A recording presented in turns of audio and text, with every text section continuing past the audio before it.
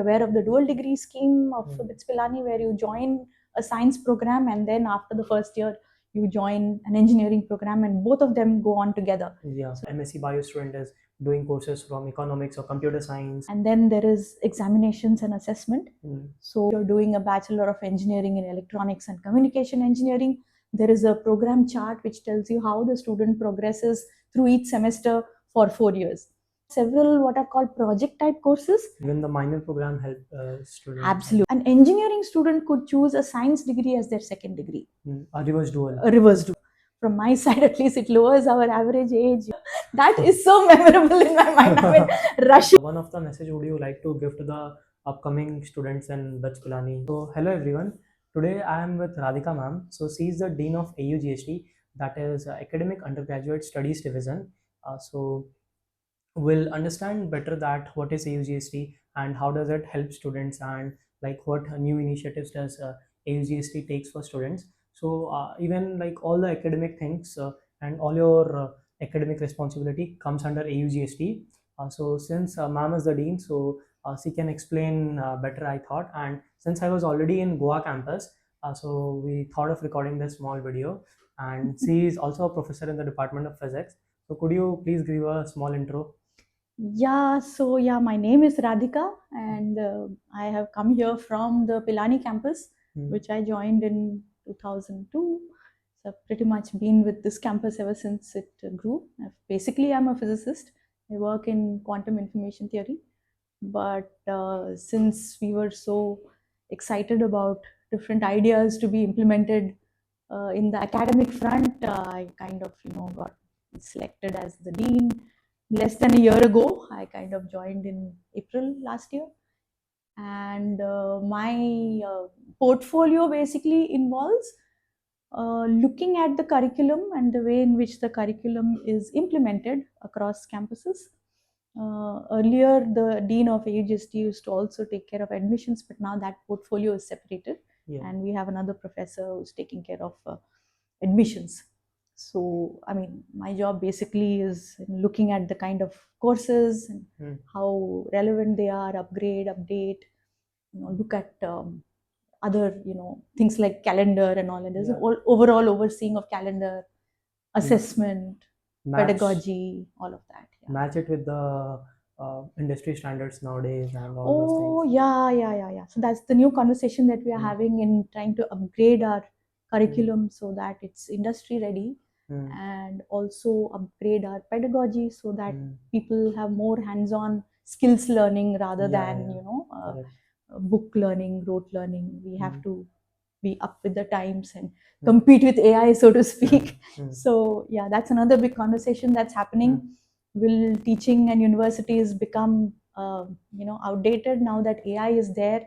In fact, most of our student assignments are done with the help of AI, and many of us actually are of the opinion that AI can even help learn because it gives you easy access to information. Yeah. But when it comes to acquiring skills, there is no substitute for doing things on your own under the guidance of a teacher.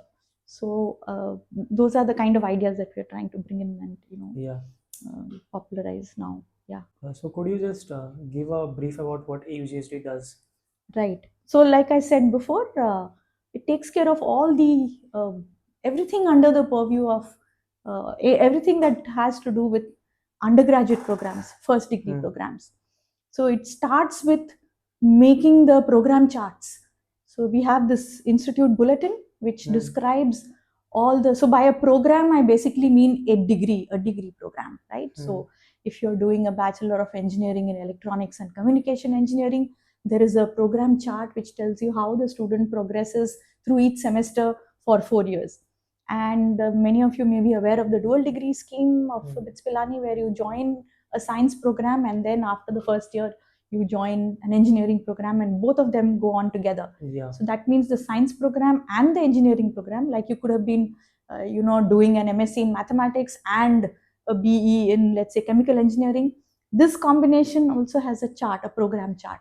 What are the courses that the students take in each semester? Yeah. And how to optimize the taking of those courses so that you don't overload yourself, you do all the basic courses, and yet have enough flexibility to take up electives of your choice. Yeah. So this program charting is done by AUGSD, and faculty members do come up with new courses, and then the AUGSD oversees the design of those new courses and how they get offered and how it gets fit into the program chart and so on.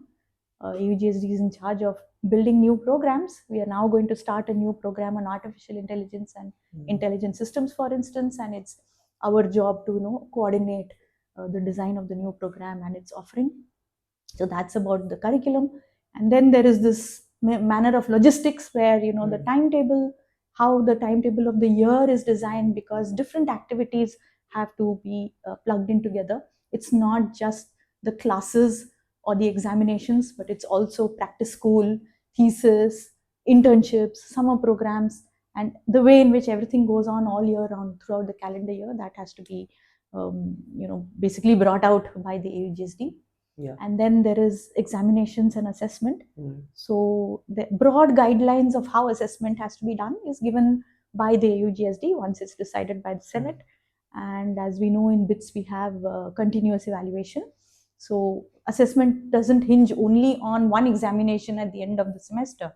So we do have mid-semester exam, for instance, and there are quizzes, assignments, and other things. So all of these have to be judiciously spread over the semester. And then at the end of the semester, the students' marks have to be collected and grading has to be done. So AUGSD does oversee the way in which grading is done, though the individual faculty members who are dealing with the courses, they will be assigning grades. And then there are various committees at various stages which are overseen by AUGSD to check that the grading is appropriate and so on. Yeah. And in the end, AUGSD prepares the mark sheets and the grade lists and the degree certificate. Everything is done by AUGSD. Apart from that, there are small matters of policy and logistics that is overseen by AUGSD. Even the semester exchange programs. Oh yes, yeah. So that is a new thing that has come over the last 2 years. There can be semester exchange between campuses, and currently we are having some other very exciting opportunities where we have joint programs with foreign universities. That is another thing that again AUGSD has to work hard in mapping the curricula and bringing them together. Of course, initially a lot of hard work is done by the International Programs Division to seek out other universities and to identify programs that can run hand in hand. So students could do 2 years here and 2 years, let's say, in Arizona State and get a degree from both universities. So the curriculum mapping is done by UGSD. And there are also foreign universities who are now inviting student exchanges. So that again, though it's initiated by International Programs Division, AUGSD has to see what the logistics are again, how does credit get transferred, and so on. Basically, the major agenda of every Senate meeting is run through AUGSD, basically. So that's how it happens. Correct. And like we know, there is a very huge flexibility in all the courses we do. Yes. So like, would you like to a bit elaborate example how like MSc Bio student is doing courses from economics or computer science and all those things, and it helps students. So what do you think on that? So that is something that has been the hallmark of the BITS system of education right from the beginning.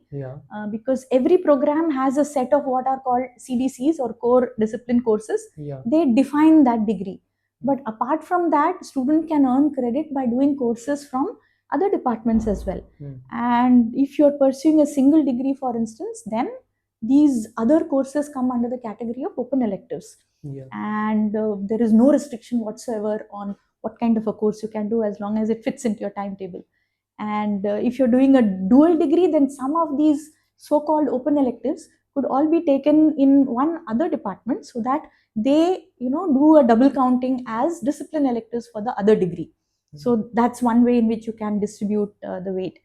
In addition, there are several what are called project type courses where the student can get to do a bit of research, for instance, and it could be linked to your main degree in any way. I mean, there are students who have worked on, say, projects in music and registered in the mechanical engineering department. Even my project is content creation and it is registered in maths department. Absolutely, yeah. So there's a lot of flexibility in that sense. and there are lots of interesting skills that can be picked up through the project courses.